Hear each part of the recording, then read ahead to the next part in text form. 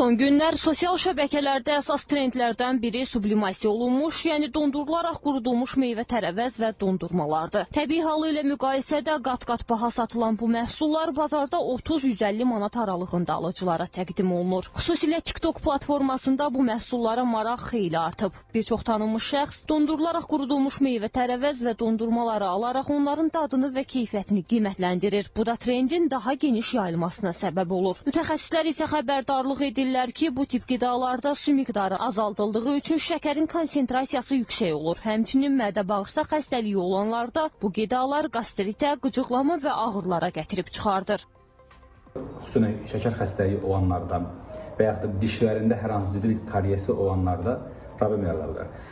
Və bundan başqa dondurulmuş qidaların tərkibindəki vitamin səviyyələri azaldığına görə istər-istəməz bunların mikroelement vitamin səviyyələrindən daha yoxsun qidalar qəbul olunurlar.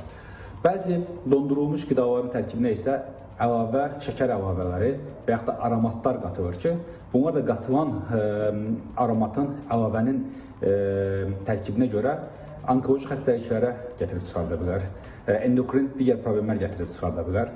Uşaqlara verərkən quruluğu ilə bağlı boğulma riski yaratdığına görə istifadə olunmazdan öncə isladılmalıdır. Sublimasiya olunan məhsullar yeyilərkən dişə yapışdığı üçün mütəmadi istifadə zamanı diş çürüməsinə də gətirib çıxara bilər. Ona görə də qida istehlak olunduqdan sonra ağzın yaxalanması vacibdir. Bu qidaların saxlanma şəraitinə də xüsusi diqqət etmək lazımdır.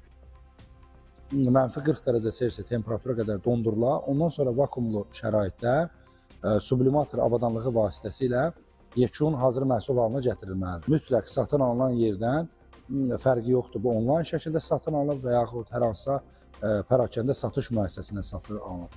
Onun üzərində etiket məlumatları, yəni 100 qramlıq məhsulun tərkibindəki qida və enerji dəyəri miqdarı, tərkibi və mütləq satın alınan dondurmanın özünün istehsalçısı tərəfindən etiketdə bildirilmiş tərkibində olan qatqı maddələri, emulgatorlar, stabilizatorlar və ya digər rəngləndiricilər, dadlandırıcılar orada öz əksini tapmış olmalıdır. Sosial şəbəkələrdə populyarlaşan hər bir məhsul sağlam seçim anlamına gəlmir. Sublimasiya olunan qidalar cəlbedici görünsə də, nəzarətsiz və tez-tez istifadəsi orqanizm üçün arzu olunmaz fəsadlar yarada bilər.